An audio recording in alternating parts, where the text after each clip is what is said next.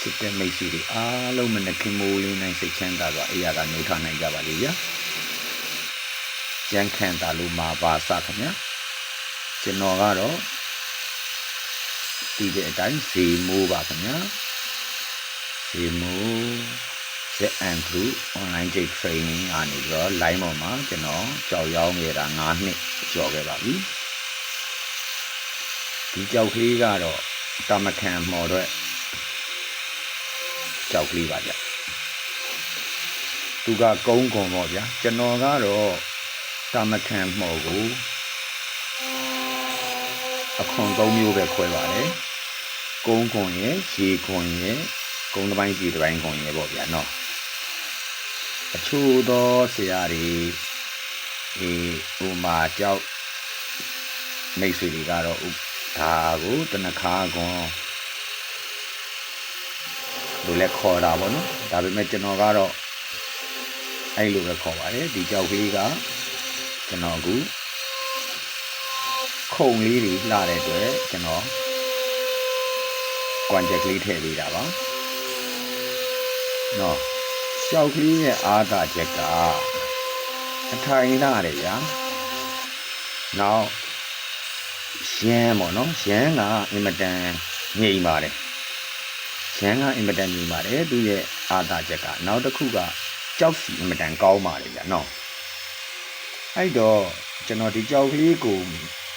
ဝယ်ယူသူမိတ်ဆွေကပေါ့ဗျာသူကဖြတ်ချင်ပါတယ်ရပါတယ်ဒီကြောက်ကဖြတ်လို့လည်းရတော့လေသိတယ်မလားတာမခံဆိုတာကကွန်ချက်ကလေးနဲ့မှပိုလှတာဟုတ်ဗျာနော်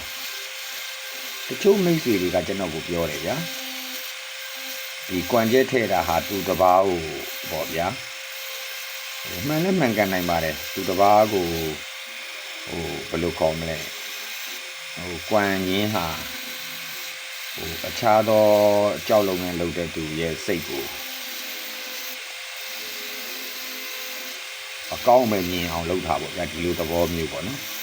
ချစ်တဲ့မိတ်ဆွေတို့ကဘယ်လိုထင်လဲဗျာဒါပေမဲ့တာမခံမော်ရဲ့အဓိကကွမ်နာဗျာနော်ဟုတ်တယ်နော်ကွမ်နာဆိုတော့ပိုးလှတယ်ဗျာကြောက်လုပ်ငန်းသဘောတရားရတော့ကွမ်နာလေးတွေကပို့ပြီးတော့အဆင်ပြေနေပေါ့နော်ကျွန်တော်အမြင်ပေါ့ချစ်တဲ့မိတ်ဆွေတို့ကဘယ်လိုမြင်လဲဗျဒီကြောက်ကလေးကကျွန်တော်ဈေးမများပါဘူးကျွန်တော်ပြီးရင်တတုံးလုံးကိုပြပါမယ်နော်သူကဒီလိုပါတတုံးလုံးခုံနေပတ်နေတာပေါ့ဗျာနော်အဲ့တော့ကျွန်တော်ကကြောက်ကလေးကိုကျွန်တော်ကွန်ရက်ထည့်ပါတယ်ဒီကွန်ရက်ပေါ့ဗျာအဲ့တော့ကြောက်ကလေးရဲ့